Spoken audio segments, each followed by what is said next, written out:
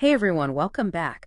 Today we're gonna dive deep into something, I think we can all relate to, that feeling of like being constantly busy, but not always making progress on the things that truly matter to us, Yeah. time management, prioritization, and how to live a more fulfilling life. And you shared some great resources with us, a YouTube video summarizing Stephen Covey's First Things First, another video from Franklin Covey about their weekly planning process, and a really practical article about applying these principles specifically for small business owners. Yeah, I think a lot of us, especially as small business owners, struggle with that tension Yeah. between urgency and importance. We're Mm. constantly bombarded with demands on our time, Mm. and it's so easy to just get caught in that reactive cycle of putting out fires instead of, stepping back and thinking, okay, what will truly move the needle in my business? Yeah, that's exactly what Covey addresses in First Things First with his analogy of the clock and the compass. I love this visual because it really gets to the heart of the issue. Right, so the clock represents our schedules, our appointments, deadlines, you know, all those external commitments that kind of dictate how we spend our time. But the compass represents our values, Mm. our principles, our long-term goals. Those internal drivers that often get neglected in the daily hustle. And I think what resonated with me most was Covey's point that even with all the time management techniques we've developed over the years, we still struggle with that gap between the clock and the compass. We might be efficient, but are we truly effective? Are we moving closer to the things that matter most, or are we just spinning our wheels? Right, and that's where Covey's concept of the fourth generation of time management comes in, moving from a focus on time management to a focus on what he calls life leadership.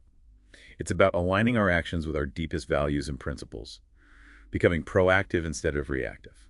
Okay, so how do we actually do that? I know the Franklin Covey video offered some really practical steps, but I'm curious to hear your thoughts on how this translates into real-world action, particularly for small business owners like ourselves. Well, Covey introduces a tool that I think is particularly helpful, the Eisenhower Decision Matrix. Have you had a chance to use this before? I've seen it, yeah, but honestly, I haven't really implemented it consistently. It's incredibly powerful once you start applying it. Yeah.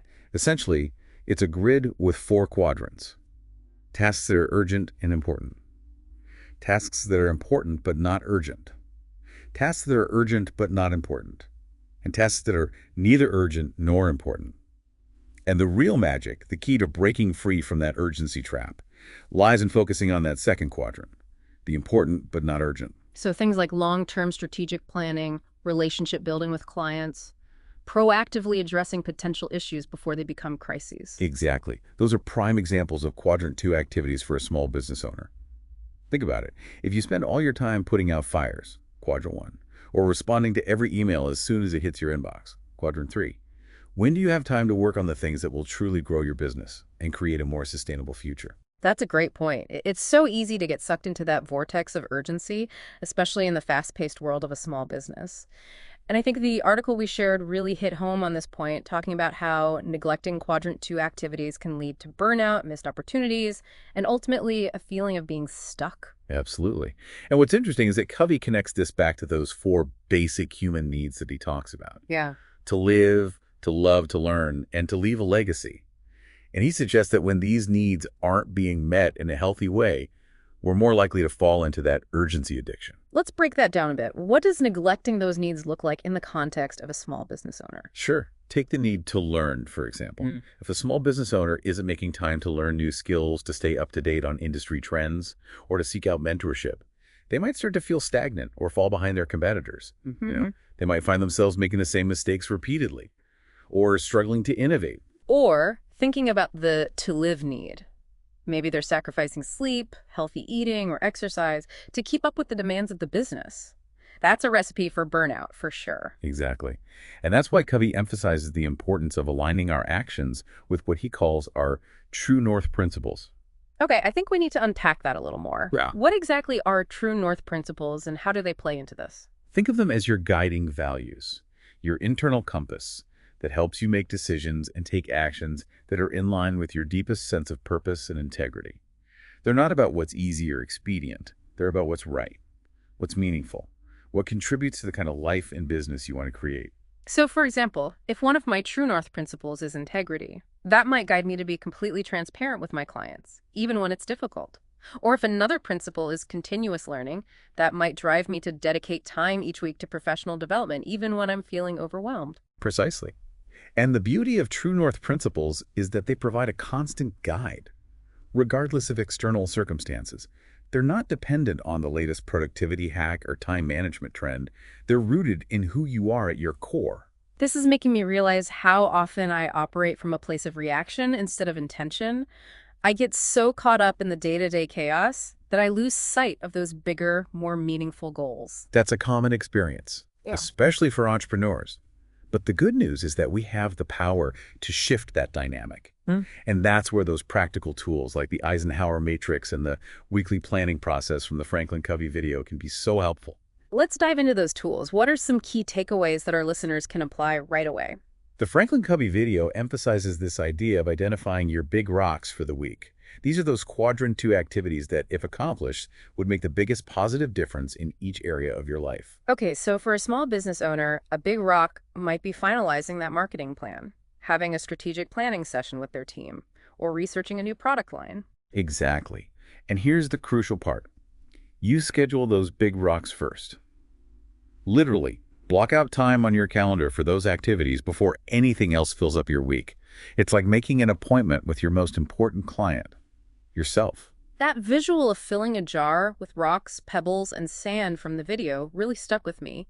The big rocks go in first, then the smaller tasks and commitments can fit around them. If you try to do it the other way around, it just doesn't work. Exactly. It's a powerful reminder that if we don't prioritize what truly matters, the urgent will always crowd out the important. And the video also shared a compelling anecdote about a struggling shopping center that turned things around by focusing on quadrant 2 activities. I'd love to hear your perspective on how that story can be applied to other businesses. That's a great example of how shifting your focus from firefighting to relationship building can have a dramatic impact. The shopping center managers realized that their big rock was improving relationships with their tenants. By prioritizing that, they created a more collaborative and supportive environment, which led to increased tenant satisfaction, lower vacancy rates, and ultimately, a more successful business. That makes so much sense. It's easy to get caught up in those day-to-day operations and forget that nurturing those key relationships can have such a ripple effect. I'm thinking about my own business and how much more intentional I could be about connecting with my clients and collaborators on a deeper level. It's about shifting from transactions to relationships, right? Seeing those connections as investments rather than just tasks on a to-do list. And I think that's particularly important for small businesses, where those relationships can be so crucial to your success. Speaking of relationships, Covey emphasizes the synergy of interdependence, this idea that our different roles in life influence and support each other. It's not just about work-life balance, it's about recognizing how those different aspects of our lives are interconnected. Yeah, that's a really important point because we often try to compartmentalize our lives, thinking, okay, now I'm in work mode or now I'm in family mode. But the reality is that those roles overlap and influence each other in really profound ways. Totally. So for example, if I'm feeling stressed and overwhelmed in my business, that's going to spill over into my interactions with my family and friends, right? And on the flip side, if I'm feeling supported and loved in my personal life, that's going to give me more energy and resilience to handle the challenges of running a business. Absolutely. It's like those big rocks we were talking about. Yeah. If you're neglecting your health or your relationships, those big rocks in your personal life are going to start crumbling. And that's going to have a negative impact on all areas of your life, including your business. That makes so much sense. It's not just about time management, it's about life management. Creating a more holistic approach that supports our well-being and effectiveness in all areas. Precisely. And I think the Franklin Covey video really drove that home with its emphasis on identifying your roles and choosing big rocks for each. It's not just about work. It's about being intentional in all areas of your life. And the article for small business owners offered some really practical tips for implementing these principles. I especially like the suggestion to ask yourself 3 key questions before tackling any task. What's most important, what can be postponed, and what can be done more quickly. Yeah, those questions are so powerful because they force you to prioritize and make conscious choices about how you spend your time and energy. It's about being proactive, not reactive. And recognizing that we can't do everything at once, we have to make choices, and sometimes that means saying no to things, even if they seem urgent or important at the time. Right, and that's where those True North principles come into play. When you have a clear sense of your values and what truly matters to you, it's easier to make those tough decisions and to stay focused on the things that will move you closer to your goals. Okay, let's say I'm ready to put all of this into practice. What's my first step? I'd suggest starting with a simple exercise. Take some time to reflect on those four human needs we talked about: to live, to love, to learn, and to leave a legacy. Think about how each of those needs is being met in your life right now. Are there any areas where you're feeling depleted or unfulfilled? That's a great idea. It's like taking inventory of your inner resources. Exactly. And once you have a sense of where you're at, you can start brainstorming some big rocks that would help you replenish those areas. Maybe it's scheduling a weekly date night with your partner, or blocking out time for exercise, or joining a professional development group, or volunteering for a cause you care about. And then, like we talked about, scheduling those big rocks first, treating them as non-negotiable appointments with yourself. Precisely. And remember, it's a process. It takes time to develop these habits and shift your mindset. Be patient with yourself, celebrate small wins, and don't be afraid to adjust as needed. That's so encouraging. I think sometimes we get overwhelmed by the idea of making big changes all at once, but it's really about taking small, consistent steps in the right direction. Exactly. And I think the article for small business owners really emphasized that point. It's not about trying to do everything perfectly. It's about progress over perfection. Okay, I'm feeling inspired, but let's be honest. There are always going to be those unexpected challenges and curveballs. How do we stay on track when things inevitably get messy? That's where those true north principles become even more crucial, right? When you have a strong sense of your values and what truly matters to you, you can navigate those challenges with greater clarity and resilience. It's like having an anchor in a storm. So it's not about avoiding challenges, it's about facing them with a clear sense of purpose. And that sense of purpose comes from aligning our actions with those true north principles. Exactly. And remember, even in the midst of chaos, we always have a choice. We can choose to react impulsively, or we can choose to respond thoughtfully. We can choose to let the urgent dictate our actions, or we can choose to stay focused on what's truly important. That's so empowering. It reminds me of that Viktor Frankl quote. Between stimulus and response, there is a space. In that space is our power to choose our response. In our response lies our growth and our freedom. Beautifully said. Mm. And that space, that power to choose, is where we find true mastery over our lives. Okay, I'm feeling ready to conquer the world, or at least conquer my to-do list with a renewed sense of purpose. But before we get too carried away, I want to touch on one more thing that really resonated with me from those sources.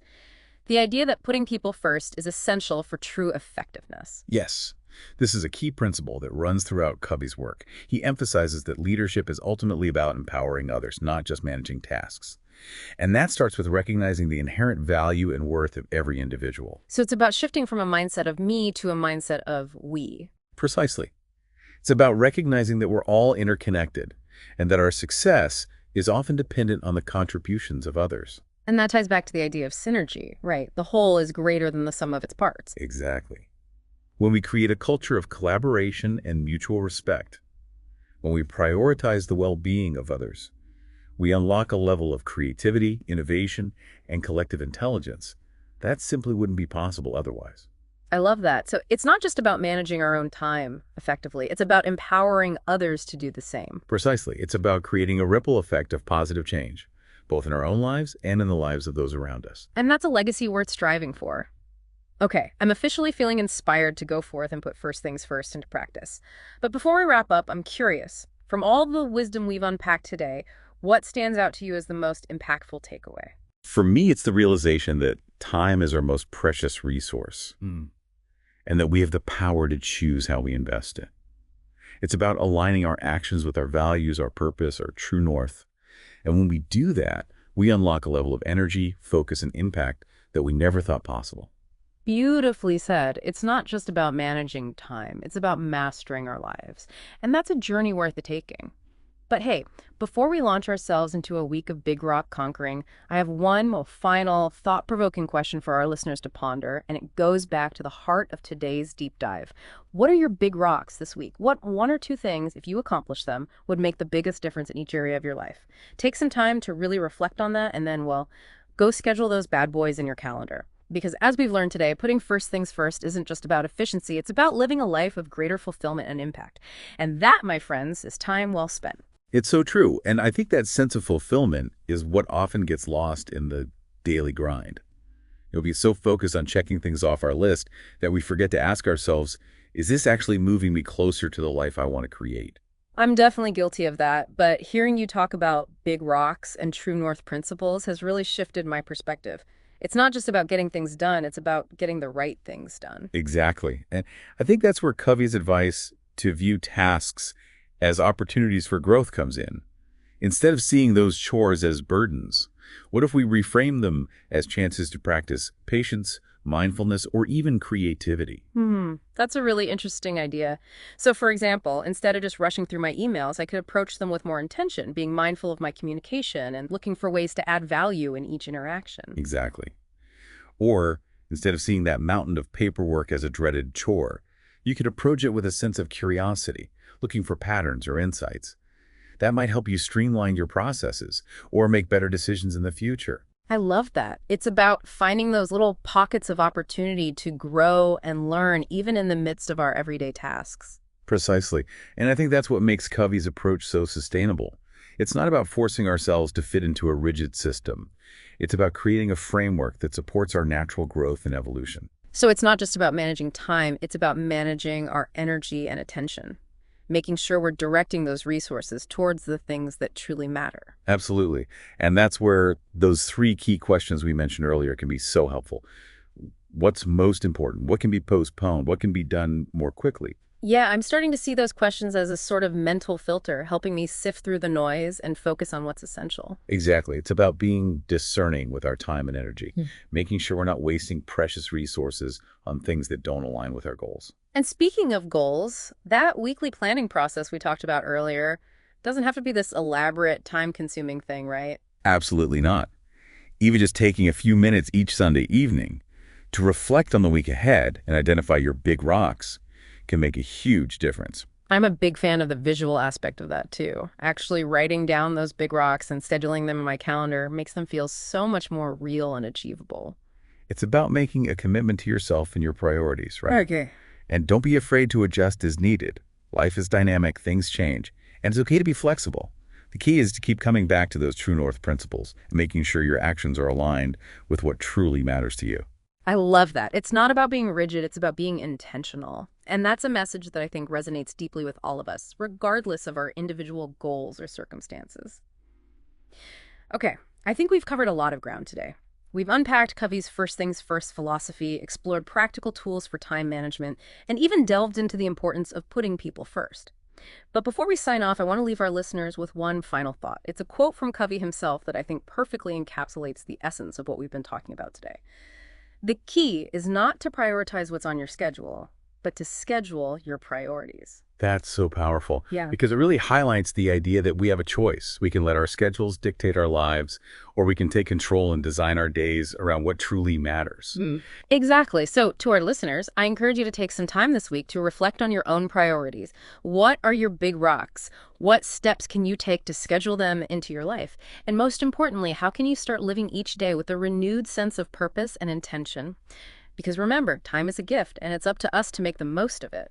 And remember, you don't have to do it all at once. Small changes made consistently can lead to remarkable results. So start small, be patient with yourself, and enjoy the journey. Well said. And on that note, we'll wrap up this deep dive into first things first. Thanks for joining us, and until next time, keep exploring, keep learning, and keep striving to live a life that's truly aligned with what matters most. If you enjoyed this podcast, just imagine what it would be like to be able to discuss this with other small business owners just like yourselves. Check out our website, truestrengths.net.